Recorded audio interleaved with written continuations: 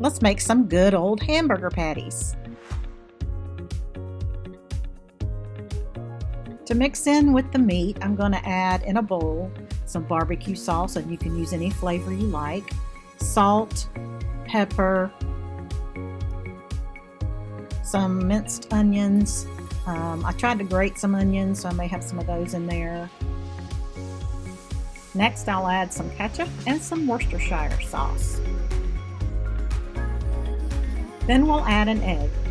If you're wondering what that X means, I mark my old eggs when I get new eggs so I know which ones to use first. And about 1/4 cup of breadcrumbs. Let me tell you how I made my breadcrumbs. I actually just had panko breadcrumbs and I didn't want to use that because it makes it too grainy. So I put the breadcrumbs inside my blend jet and I ground them up really fine in the blend jet, and that's how they came out. And they came out perfectly. So we want to just mix everything in this bowl until it's all very well mixed together, because we're going to put this in with the meat. So I saw this trick on the kitchen that you can use a sheet pan, and I sprayed it just with a little bit of nonstick spray instead of putting it in a bowl, and then that way you don't overmix your meat.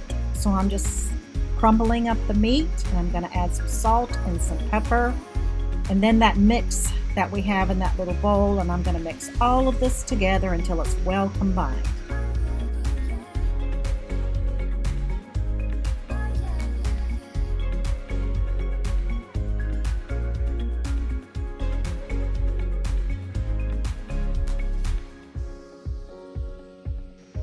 Once I get it all well combined, I'm going to kind of put it all together in a clump on the tray. And once I have that done, I'm going to try to separate it as evenly as I possibly can. First 2 halves, and then each half into another half. So I have 4 quarters, if that makes sense.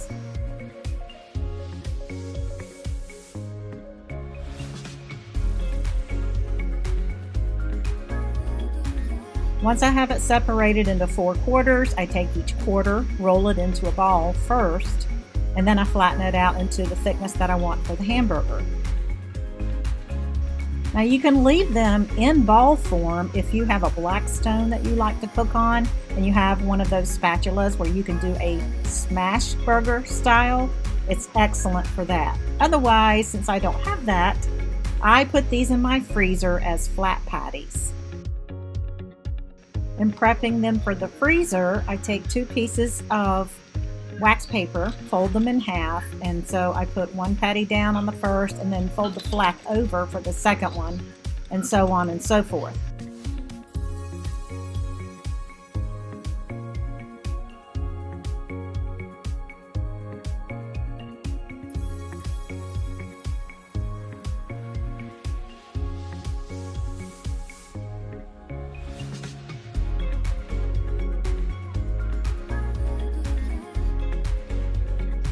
Once I have them all covered in their wax paper, and they're separated by wax paper, I go ahead and put them in a plastic freezer bag, and I like to use those reusable ones, and I put them in side by side, 2 by 2.